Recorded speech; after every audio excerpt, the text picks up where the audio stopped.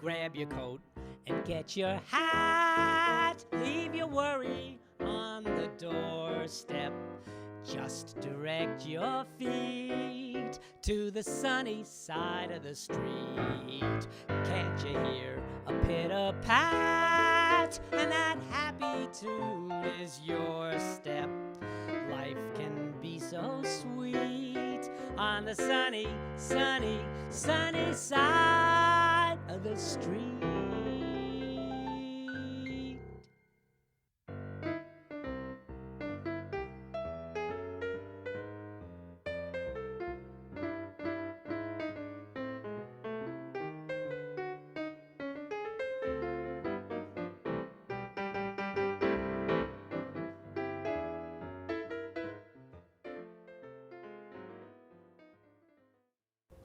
Hi, welcome to another Sunny Side of the Street. I'm your host, Todd Gross, a clinical psychologist and director of Adams Street Associates in Newton. And our show, for now, believe it or not, 20 years, has really focused on the side of human nature that you don't usually see portrayed very well in the media, which is people and organizations that are doing positive things to try to make a positive impact on the world. And we've had many guests from many different ages, many different places in the world, and I guess one of the things that I really enjoy doing is talking to people who are the next generations coming up and hearing some of their ways that they're interested and involved in peace, because that thrust towards peace needs to continue. And it's going to be young people that are very soon going to be picking up that mantle. So this show today is talking with 3 students from Oak Hill Middle School in Newton, and another wonderful person who has worked in peace action and contributed a lot to the peace movement. So we're going to meet them and talk a little bit about the importance of peace and what goes into making peace. So let me introduce each of them to you a little bit, and then we will find out a little bit more about them as we go along. First, I'm going to introduce Susan Mirsky. Welcome, Susan. I'm glad you're here. And Susan is a longtime resident of Newton Highlands and was Newton Highlands Area Council President. She's worked with Newton Dialogues on Peace and War since its start in 2001 and chaired Mass Peace Action Nuclear Disarmament Working Group. So definitely a person who has done an awful lot of service towards peace. And then next, I'd like to introduce Anna Sirik, and you are an 8th grade student at Oak Hill. Welcome. Thank you for coming. My pleasure. Good. It's nice to have you here. And Isabel Sun, how you doing, Isabel? Good. How are you doing? Right. And you are also an 8th grade student. Right. Okay. And Lele. Yeah, Lala, yeah. Lala Evrenk? Yeah, that's right, yeah. Great, all right, well, welcome also. Thank you. So, first I'd like for the viewing audience to hear a little bit about why this issue is important to each person. And I'm gonna start with Susan, who's been involved for a long time, to maybe ask you, just tell me a little bit about yourself and your interest in the peace movement. And also, if you could include how the idea for this show with Newton students came about.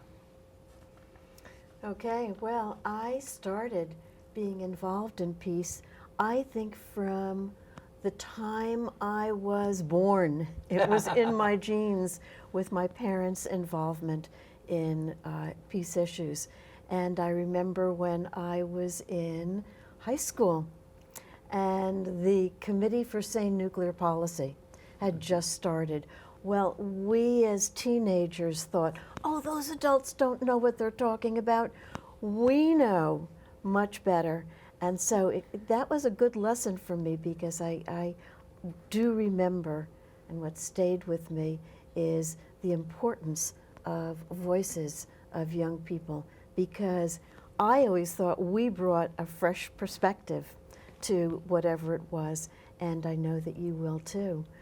So then I worked on issues of peace, through the beginning of the Vietnam War, and then onward and developed or worked on the idea of working on peace locally, and worked on Newton Dialogues on Peace and War, which came about right after 9/11 in terms of people just being able to talk about their fears of what this meant, what 9/11 meant to them. So just sitting down and talking. And then I have always been interested and concerned about the threat of nuclear weapons. So at this point, I'd like to say that as chair of the Nuclear Disarmament Working Group, Mass Peace Action, I received an email from Anna, who said that as an 8th grader, she was responsible, and it wasn't, she was an 8th grader but responsible. She was an 8th grader and responsible, and wanted to work for peace and see what she could do and how she could help us. And in fact, she did, and it was a wonderful, delightful experience to hear about Anna and her connections with other students in peace issues, and in terms of what she would do. I thought, what we really need is some kind of poster to go into store windows to let them know about Newton Dialogues and the opportunity to talk about the concerns about the threat of war and nuclear war. So Anna just designed this wonderful poster. Which people are going to see, too. Yeah, and then she said that she would put them in the store windows, and she has. So we're going to make more and going to get to work putting them more, but you will hear more from Anna. Yes, I'm going to ask you just to follow up, and thank you for helping us get this whole show together by contacting Susan. Can you say a little bit about, what made you contact Susan, and also what kind of experiences led to your interest in getting involved in peace, too? Well, it's not really my experiences, but it's mostly like the people around me experiences. That'd be interesting to hear, just like Susan was saying, even from birth, her parents were involved, too. Yeah. How about for you?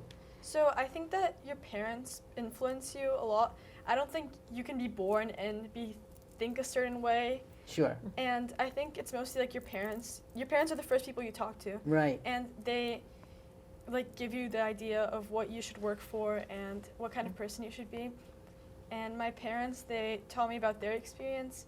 They told me about how when they were in their 20s and when they were in their teens in the 90s, they lived in Serbia, and there was a war and they had to leave. And that really struck me because it's like they're planning their whole lives together, and it just fell apart from that. Yes. And I'm imagining how many other people there are whose lives just fall apart, and they can't get it together because of that. And I'm wondering, how could I help? And there's also my grandparents, and they talked about how in World War II, my grandpa couldn't go to school, and that struck him, and his school got bombed.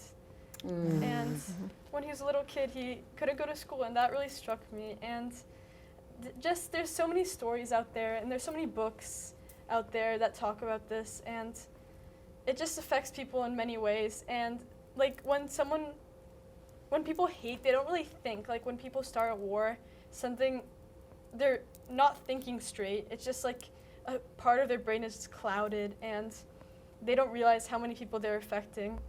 And I think that idea should be talked about, that people don't think when they hate, and people don't think when they do things that will ruin people's lives like that.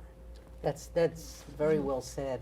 And I was really struck by the fact that you have people that you are raised around and you know there's something of their stories, and you put yourself in their place, and it makes you think there's a big issue here. Yeah. And you really said it well, so thank you for that too. Of course. And we're coming back for more, but let me ask Lala next a little bit. Some experiences and influence that you've had that led you to seek opportunities to work for peace. So I moved from Turkey to America around 3 years ago, and at my old school in Turkey, it was an international school. So, there were some foreign students, but mainly we were all Turkish, Uh-huh. so we share like similar culture, similar language, Right. like same religion, you know, and it's all very like uniform, you know, so it's very easy to like relate to the people around you. But when we moved to America, it's very diverse, and especially Newton is like very diverse. Right. And it's a beautiful thing, like to have that many different types of people. But also, I think sometimes, not the diversity itself, but like some people's like qualms around it can lead to like cultural like friction or like tension between people. And I think like peace in a community is being able to not only accept the differences, but work with them. Like it's like a bug, not a feature, you know? And Where did you get that? That's very wise. And where did you get that feeling? What was it? Just observing amongst what you saw around you? just like, yeah, like stuff that happens at school sometimes, like things people say. There's a lot of stuff people pass off as jokes. And I mean, maybe in the moment they think of it as jokes, but it still has an impact. And it also got me thinking about how, like in Newton, it kind of feels isolated here. Not like isolated, but you feel like distant from the rest of the world. Like, you know, there's wars going on, there's like famine going on, and here, I don't think like, obviously it's like very safe here, but at the same time, those things sort of, the effect of them shows up here, you know, like discrimination or harassment, like it still happens here, so. Right. I also think that one of the things you're bringing out with what you're saying is that because we're not where the war is happening, Yeah. we can get numbed to it. We can almost turn off our feelings Yeah. about it. And I like that you're saying I'm not going to let that happen. Yeah. And doing piecework is one way to make sure you're knowledgeable and involved with stuff. So that's excellent. And I'm going to also ask Isabel now, if you please. You know, what moved you to get involved in working with peace too? What were the influences and stuff like that? My experiences are actually kind of similar to Lale in my school. Yeah. I've seen a bunch of like people make jokes that might have seemed like jokes at the moment, but might have offended people who like were targeted, and that sort of happened to me too. Like some of my friends I carpool with back home, they're Asian, well, so am I, and they make some jokes to Asians that like aren't that nice, but they don't see that as a bad thing. They're like, oh, it's so funny, why are you being so sensitive about it? But that can also genuinely like impact someone, and someone might be offended. So that kind of drive me to get to do some more peace work, because I feel like some jokes cannot be like seen as jokes because they're just so influential to other people that might be affected by it. It's interesting that you say that. You're bringing out another very important part. Last night we went to to watch a movie and talk about prejudice and violence towards Asian people. And it was an amazing, and you know, like you're saying, we live in Newton, we know that it's pretty, not a big violent community, and we're not at war, and we sort of accept those as the norm, but this movie talked about how much it hurts when people say things, and how sometimes the speech can lead to violence as well, and there's quite a lot of violence that has happened there. But the positive part that I think ties in with what you said is that they showed how groups of people, because there were people harmed in their families, when it hits you directly, instead of just mourning privately, people joined them, and larger groups of Asian people banded together, and some of them ran for office, and this is in Atlanta, Georgia, and other places, and it was very exciting to see that out of some awful things, some empowerment came.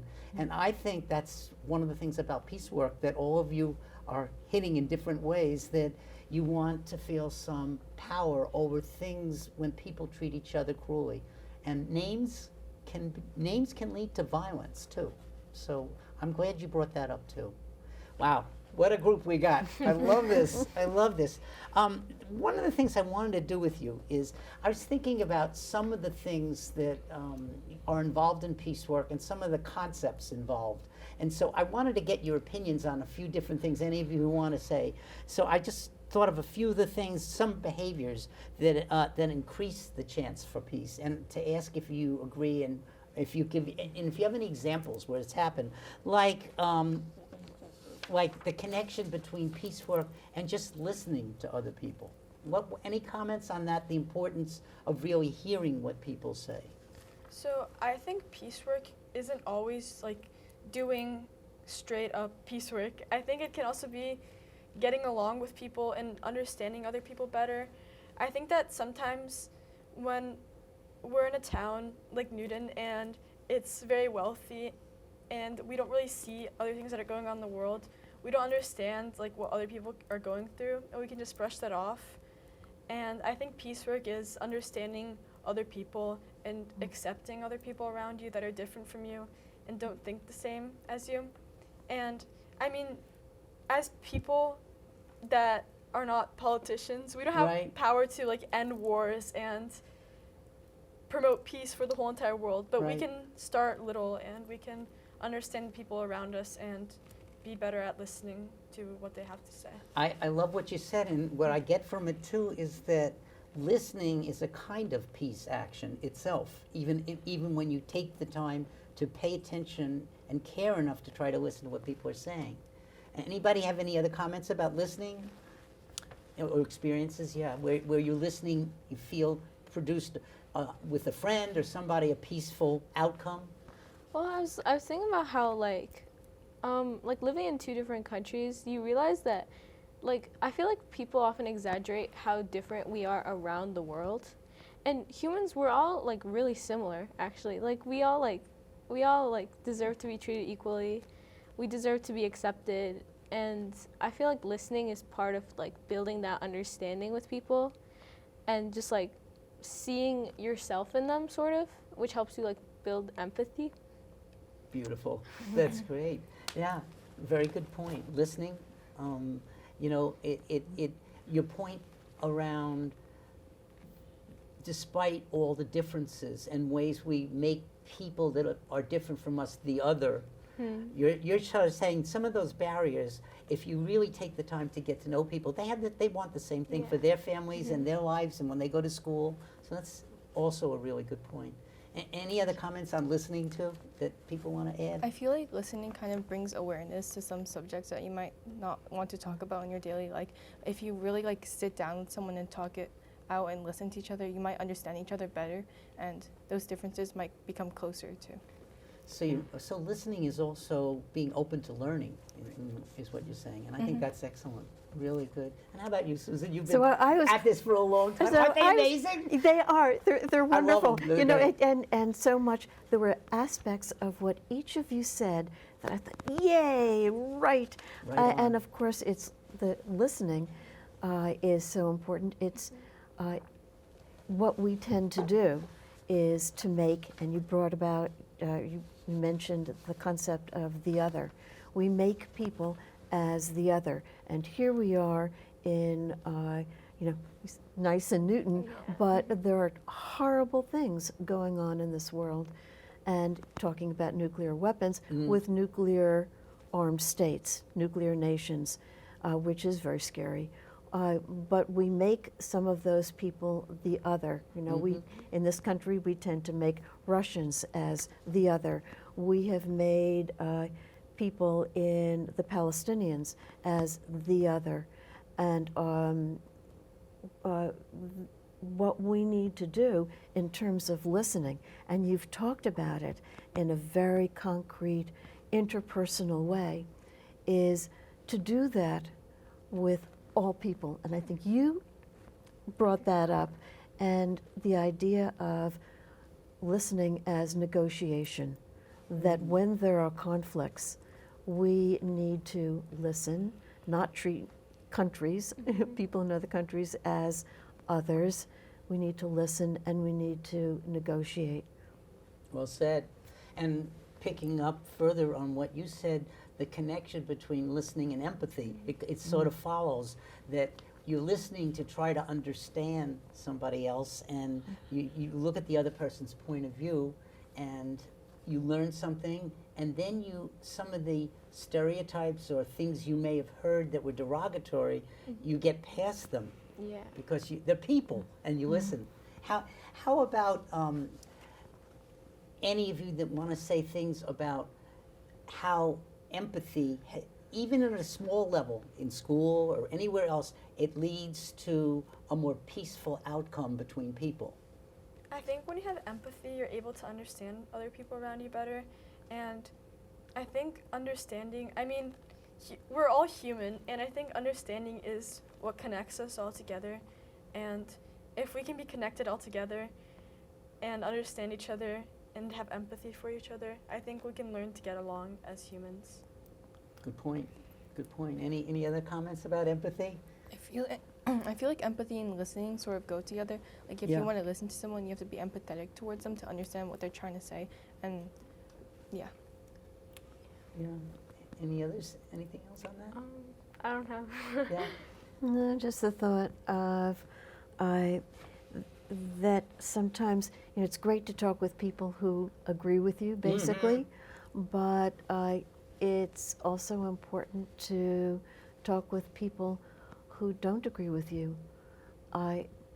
But to have that kind of, and I know it's sometimes hard to dredge up, but that kind of empathy to see where there are connections that you can make with people, and what are their needs, and where are their connections.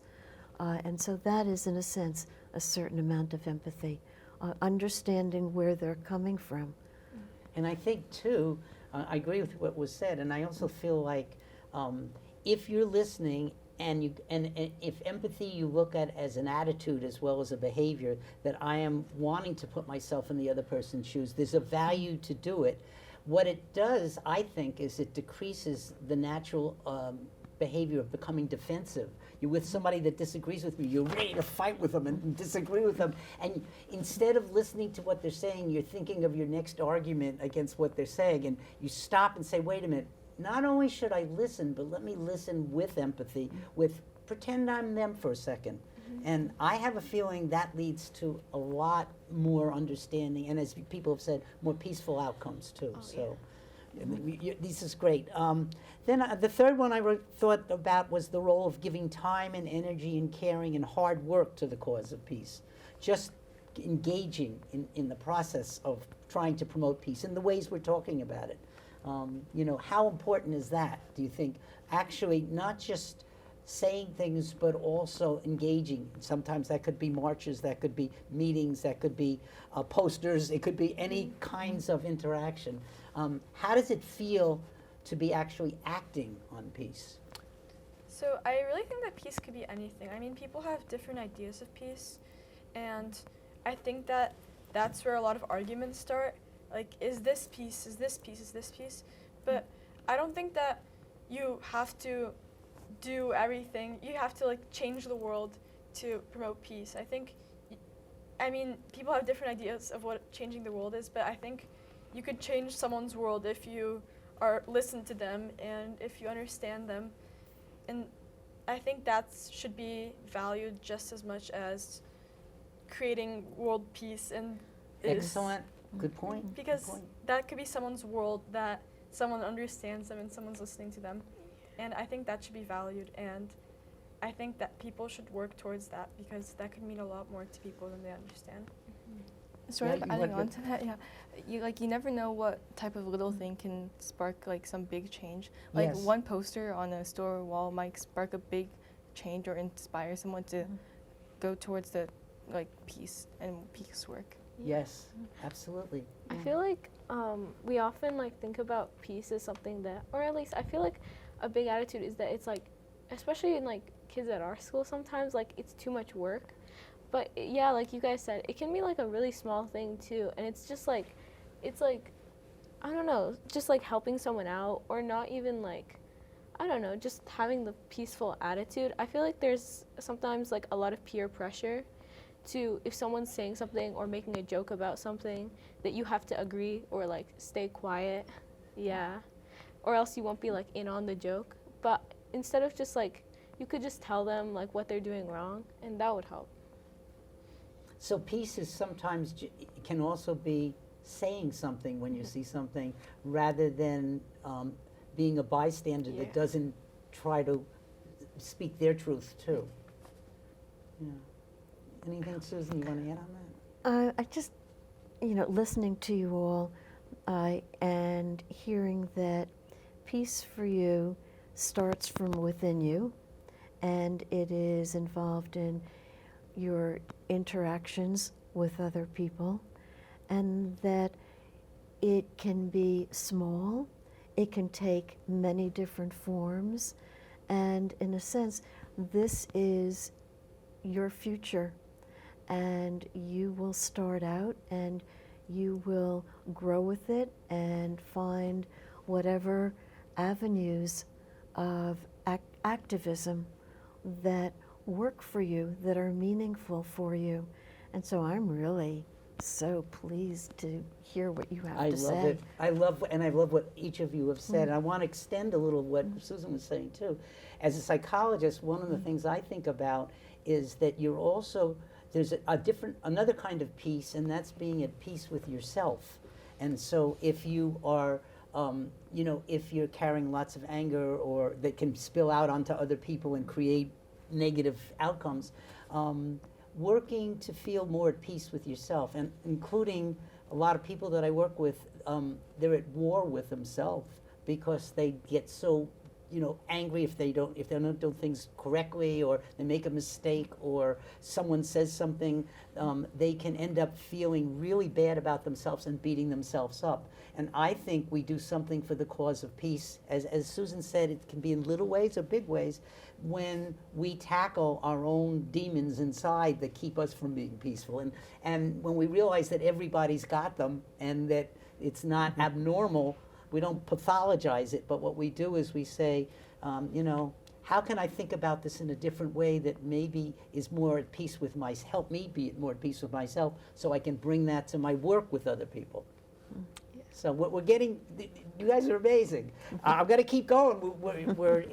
You're covering in a very interesting way this idea.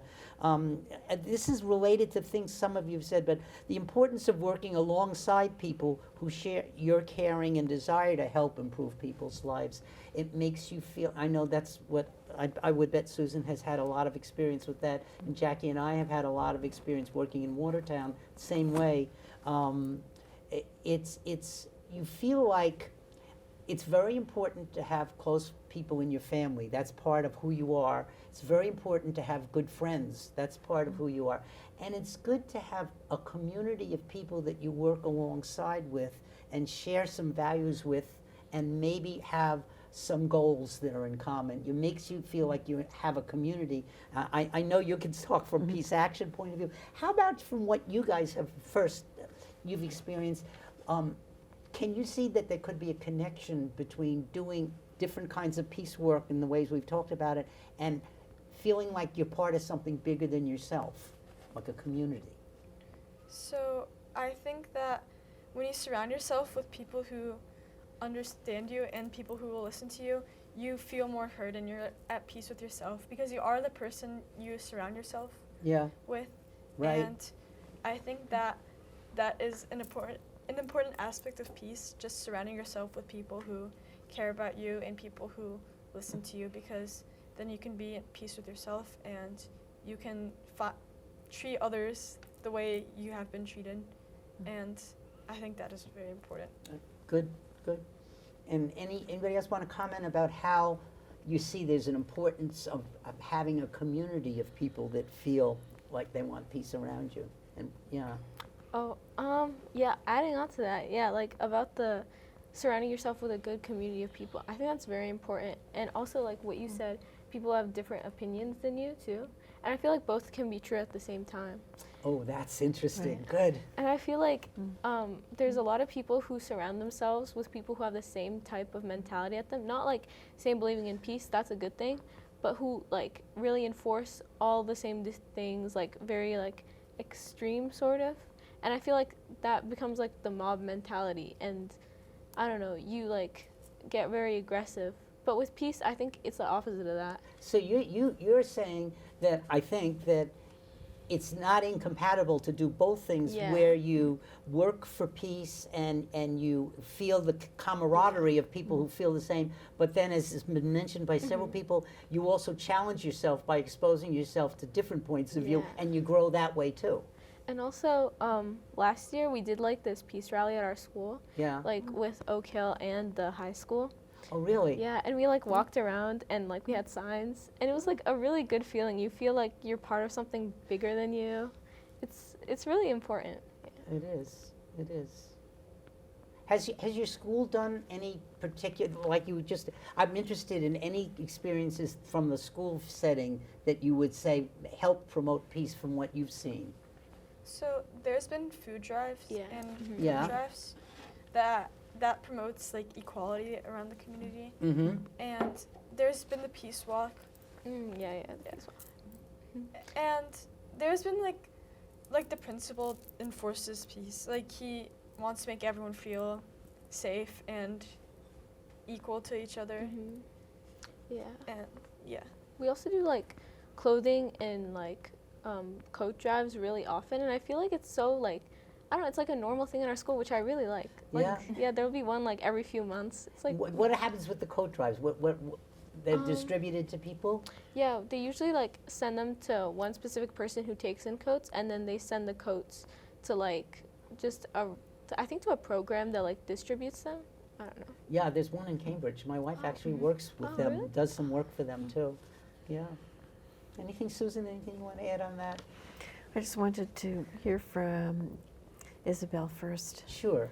So about the supporting people around you, Yeah. peace work can be hard sometimes, and it can be draining mentally and stuff. But if you have people that support you that you can fall back on, I feel like that's really important, because you don't lose yourself, and other people like that share the same values as you don't lose themselves either, because you're all supporting each other, Yeah. and that might help in the future. Like you're gonna become bigger, and you don't lose yourself on the way because you have people to support you. And you expand yourself by what you're doing. Right, and you Yeah, grow. I think that's a good point too. Thanks. Anything, Susan? So I have always found it energizing and relaxing, Uh-huh. comforting at the same time to be with people who share my basic ideals or my sense of humanity, my moral sense. And that's been in discussions in small groups at any level to larger groups. I went to New York City and was involved in a conference in November, and there were people from all over the world talking about, it was the Treaty on the Prohibition of Nuclear Weapons, and that was so exciting. There were so many smart, passionate people. That was energizing. And then I go to this place in the summer where we talk about all kinds of peace kinds of things, issues, but it is a shared, again, a shared sense of morality and the same kinds of human interests, or a moral sense, and that is very nourishing. And then I come back and deal with the greater community. Right, being on a march, as you said, is very exciting. It is. Doing something like doing a leaflet and putting it out, that kind of work can feel important. Anything from small to bigger, I think, feeds us and energizes us, and gives us new ideas. Sometimes talking with people, you share all kinds of basic principles with, but they see things a little bit differently. Like about what should we do about that war that is happening? Well, I think we should do this. No, I think we should do that, and you can get into that. But that is energizing also. Right. Feeds one. You learn from other people, I think.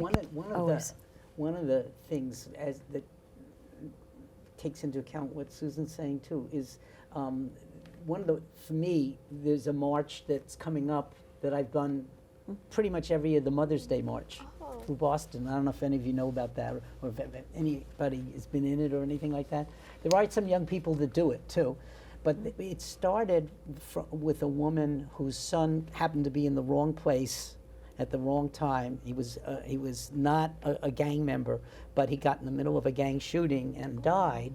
And she, in the beginning, was mourning by herself, and then she started to have some neighbors come to support her, and they said, let's do a little parade around the neighborhood. It started with a very small number of people, and now there's hundreds of thousands of people that do this every year. They march from Dorchester to City Hall in Boston, and people wear T-shirts when, again, the way we may be insulated, they wear T-shirts with a picture of the person they lost and their name, and you're walking side by side and you start talking with them, and they bring the person to life when they're talking to you.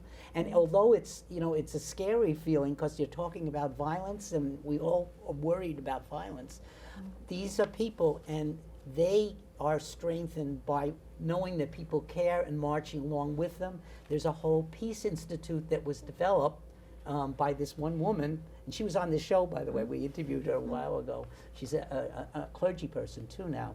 But that all those feelings of being part of it, seeing people walking beside them, talking with them as you're going along, it really is a good feeling.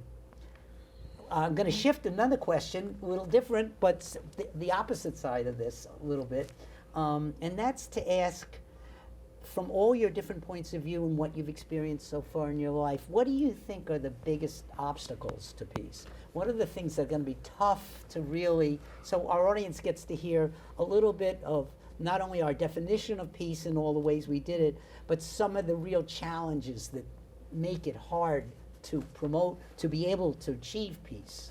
So I kind of said this before. I think people have different ideas of peace, and some people think that peace is war and that peace is not war.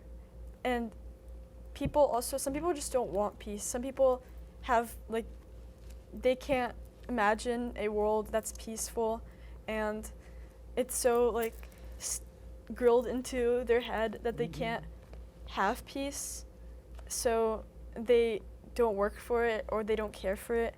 And I think that's a huge obstacle for achieving peace, because not everyone wants peace, even though it's something that everyone should have. Not everybody wants it. Some people can't imagine it. Some people are overwhelmed and feel like, what can I do? It can't possibly happen. I can see all those things being barriers we have to work with, What are some of the other things that you notice when you start thinking yourself about, all the good things we're talking about, the positive things? What are some of the things that get in our way? I feel like if it's hard to bring yourself to start because you might be afraid of what people might say of you. Like, if you start getting awareness for, let's say Asian hate at school, people might be like, oh, what? That's kind of lame. Why would you do that? Because it's not that big of a deal, but actually it is. So, and you might be kind of scared of their opinions about that. Which brings up the point that there's an issue. Part of the issue is education too, educating people about how you feel. That's and they have to be willing to listen and empathize. But when people minimize something, maybe because they're so uncomfortable, they don't want to talk about it, they don't want to feel it, or maybe they don't believe it can happen. But when they say it's lame, it's like a dismissal, as if what you're talking about doesn't even matter.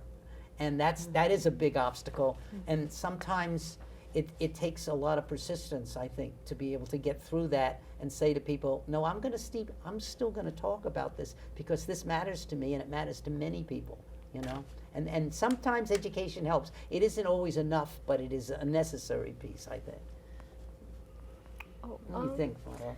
To expand on what Anna said about some people don't want peace, I really agree. And I was thinking about how there are a lot of very powerful people with influence and wealth who they profit off of the lack of peace. The less peace there is, the more they gain. So, and since they have so much influence, it's so that can be a big obstacle. But I think that communities that still individually we're not that powerful, but when we come together, we can be. Wow.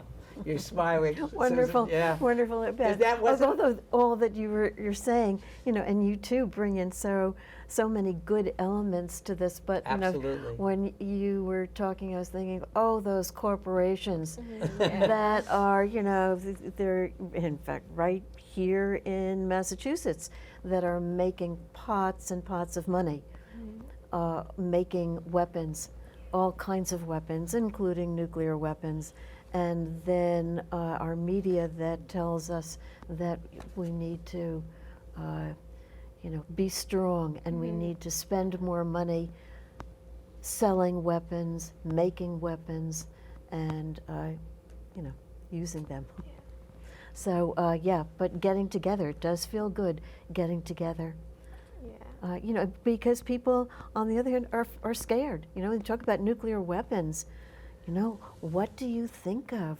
Is that such a horrible idea that, for the most part, people just shut down about that. And then, you have the fear of climate change. So both of these are, what we call existential threats. And people dealing with the fear in their own lives of just making ends meet, or of whatever is happening with them in their own lives, then to have this on top of it. So that's why, with these existential threats that are going to be around, we hope we're around. So good to hear from you and your friends. Yeah. You are the future, and we try to work to make sure that you have a future that is safe. Thank you, Susan. I was thinking too, I want to ask you guys if you want to comment on it too, that one of the things you discover when you do peace work is that many issues that may be talked about separately, they really interconnect.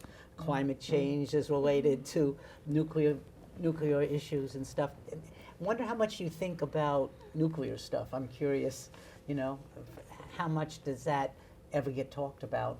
Or is that something you're aware of, but it's in the background for you? I feel like there's a lot of topics that get talked about, but it's just the same topics that get talked about over and over. It's mostly topics that affect certain people, and they only talk about that topic, but they don't talk about other topics that affect other people. And I think nuclear weapons is a part of that. I mean, people talk about like airplane safety or and it's important to talk about that, or like military safety. And I believe it's important to talk about that, but also it's important to talk about nuclear weapons because they're affecting other parts of the world.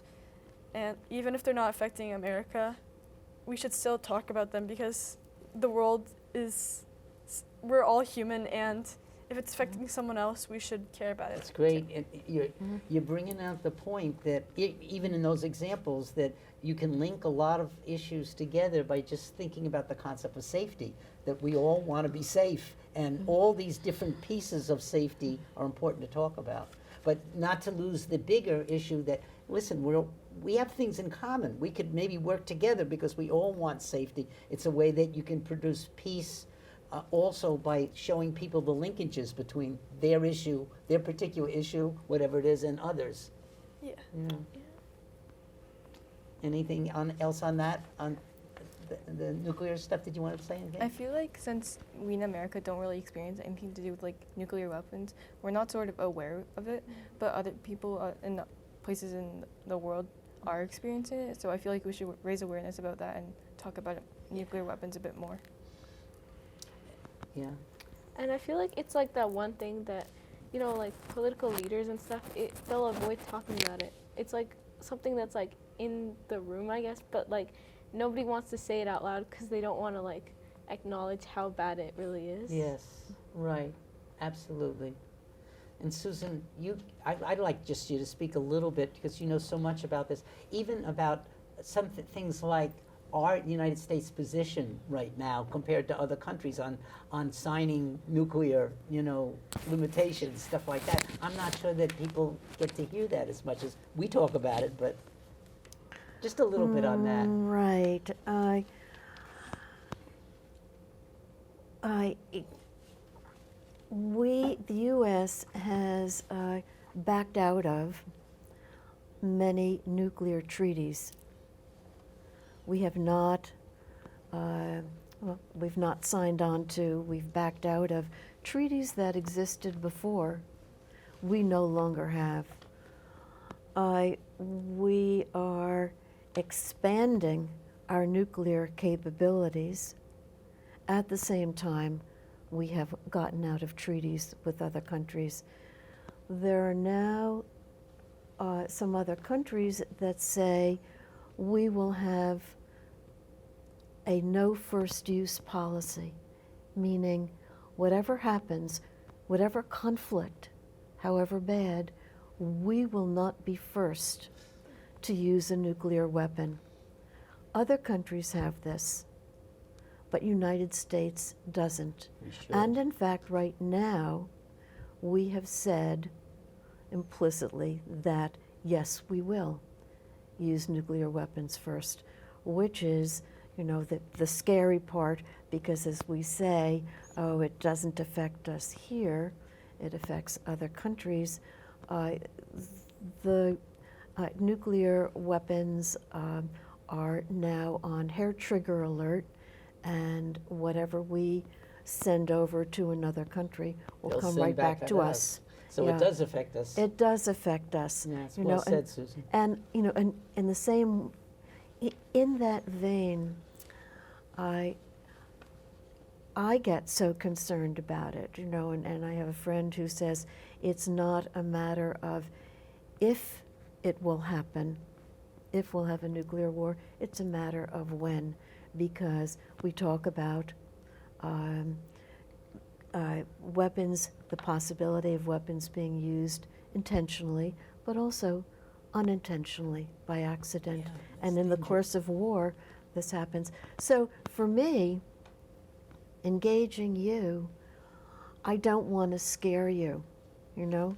So it's, I want you to be engaged in this issue, however makes sense for you. That's what I was going to ask But- about next, actually. To the three of you, what kind of peace activities, you don't have to have an answer to this, but just to think about it, what kind of peace activities would you like to get involved in, do you think? Are there any things that you've already thought about, like, this is one piece of peace that I'd like to be involved in? So I've thought about, I want to help like pet shelters around me, and I'm not Cool. the age where I can do that yet, but So, when I'm 16, I want to go around and help pet shelters because I love animals and I Cool. love dogs, and oh, you I have a bet. dog, They're the so best. I want to help them because it's something I feel passionate about, Yeah. and I also want to be able to like communicate in art and understand art better. And that's something, like, I feel like art is a form of peace, so I want to be able to understand that better. And I also want to, like, pick up trash and help clean the sidewalk so people can walk and the environment can be, Absolutely. like, prettier. Wow, I love that. Every one of those things sounds great. How about for you? What do you think is I want to start raising awareness on topics that aren't talked about much, because I feel like that's the first steps to getting something good? bigger on it. Yep. So like I want to raise more awareness about like nuclear weapons and the more like hate to people that aren't talked about. Like there's a lot of Black Lives Matters, and that is very important, but there's also like other races that need more awareness. I'm just curious, and this is for you, but you guys can say something on it too. Are there any classes in school or particular teachers you've encountered where these kind of discussions on some of these issues that don't get talked about much, that they are part of the curriculum or part of what you hear in school? Or is this something we end up doing outside of school? I think it really depends. Like on Women's Day, on March 8th, nobody really talked about it, and but it's International Women's Day. Like, it's something that should be talked about. Yes. And it was something that was just like silent, and nobody even knew about it. But there are certain topics that are talked about a lot, like when it's a specific month. Yeah. Like, Corresponding to a holiday or an event. yeah, if it's like Hispanic History Month or Black History Month, or if it's like Ramadan Yeah. or like Chinese New Year, we have like advisory lessons Remember for. Miss Littman did this whole thing about Black History Month? Yeah. So we have like Black History Month Uh-huh. presentations, and we are educated on it, and we're also educated on. We have like advisory, so it's when you get to school, you have a 15-minute like break where you learn things, and Uh-huh. it's like just to get ready for school and to like relax a little bit Yeah. and check your classes, like what you're Uh-huh. gonna do. And we have like slideshows that talk about certain holidays that not everyone Knows about? knows about. Yeah, Yeah, certain holidays sure. that not everyone Right. like is in or participates in, and we learn about that, and it spreads awareness for it. But there's some things that get brushed on, and we aren't taught about that we should be Yeah. taught about. Definitely. Great. Well, I think you guys are amazing spokesmen, really, in terms of understanding the issues here. And I'm just curious if some of your friends eventually watch this show or get to see some of what you've said. You know, I think, first of all, I think they'll be very impressed because you guys are awesome. But what advice would you give young people in general about that want to do something about peace? What would you tell people watching this show about to encourage them, do you think?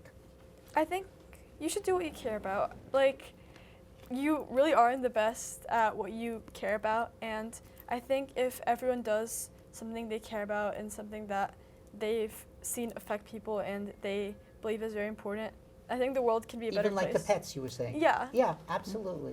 What would you say? What would you want people to hear, other kids?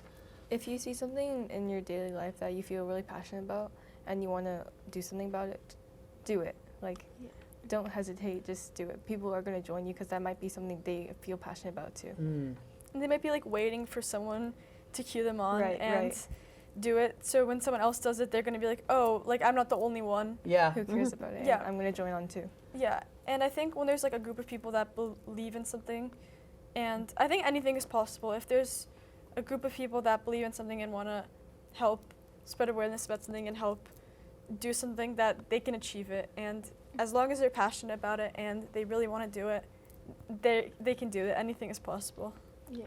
Awesome. Yeah. What do you think, Lala? Also to think critically when I feel like certain ideas are often like repeated a lot, but sometimes they're not like the best ideas, and I think the most important thing is to think for yourself, to like know your values, and yeah, just because other people are doing something, don't do something like what you guys said, do what you want to do and what you feel like is best for you. Very, very good advice. And maybe lastly, we still have a couple minutes left. Can you think of, and we've done a little of this today, but can you think, each of you, the three of you, can you think of an example where something you did with our definition of peace, you really made you feel really good because it helped somebody else, or it may have promoted a peaceful outcome in your life? Anything at all that really just wasn't, that when you think about what's happened in your life? So in school, like in elementary school, there are a lot of people that came and they're from different places and they didn't really understand like what was going on. And a lot of people from like Japan, they came to our school and they needed someone to be there for them. Like they didn't know what was going on and they needed someone to be their friend. And I helped them. I helped like teach them about the school and about what's going on. And it was really fun. And I met a lot of people that, like, it's good knowing different people around the world and their way of viewing life. And I really liked that. And like in November, I went to Japan and I visited them. Cool. Yeah, and that was really fun. Wow. And it's something I felt really great doing that, and I'm proud of myself for doing that because I did it when I was in 4th grade, and I met people all over the world, and I have friends in Japan now, and that's crazy to think about. So cool. Yeah. Really, thank you. That's beautiful.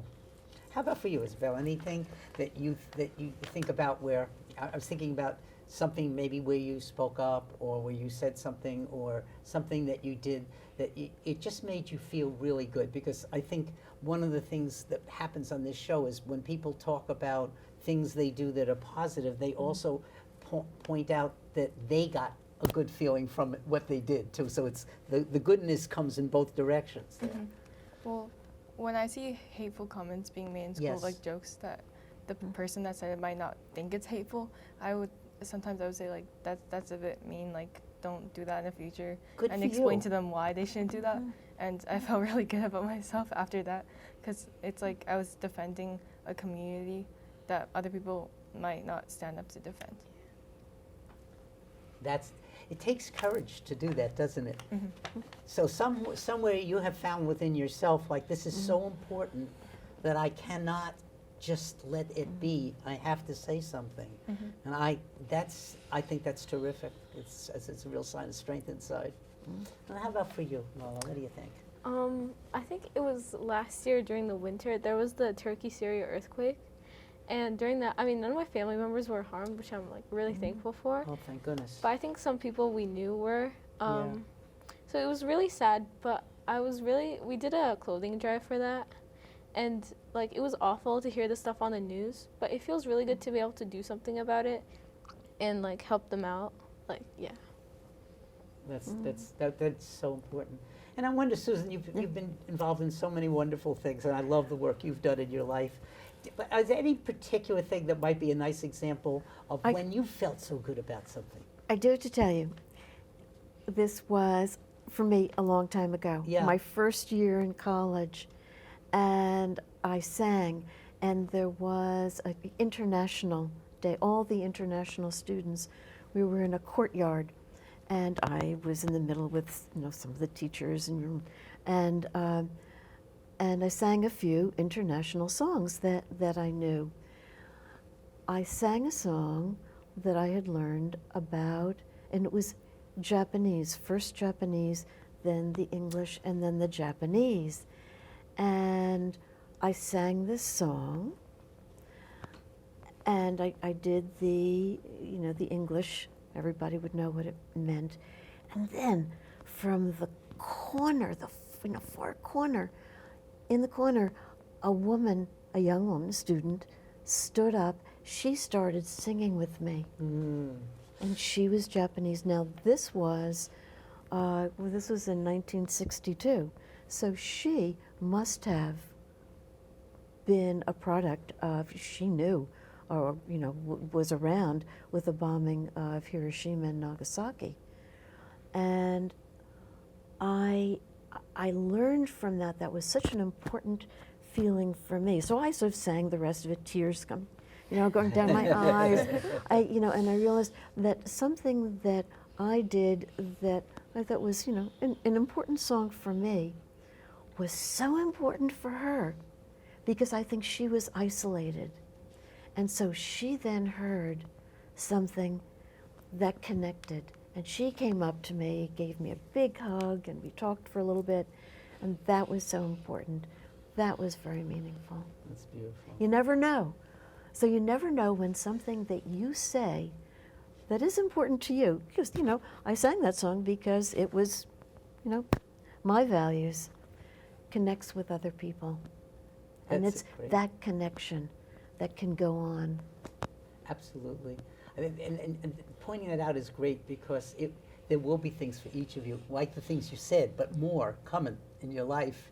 And to be able to stop and think to yourself, that felt really wonderful. That just, I'm in the moment, because sometimes we're rushing to what the next thing we're going to do is, and the mindfulness of just staying with one moment and saying, that felt great. I was picturing what you said about your hope in the future working with dogs, and I have the same bias. I love them. Yeah, And same. they just made of love. They're greatest. And maybe there'll be something where you work with a vet, or something you do when you speak up on something, or something like you said. So be watchful for that. And what I want to say in closing, we just have a minute here at the end, I just want to say that this is probably one of the best shows I've ever done in all the time I've done. And I Really? love the shows. Yes, you guys were phenomenal. And for the people watching, I would like to say that you want to talk about anything that gives you hope in this kind of world with all the problems. Just listening to the thoughtfulness and the perceptiveness and the willingness to communicate that the three of you and Susan have in this. I'm going to feel really great all day today because of you guys. So thank you so much.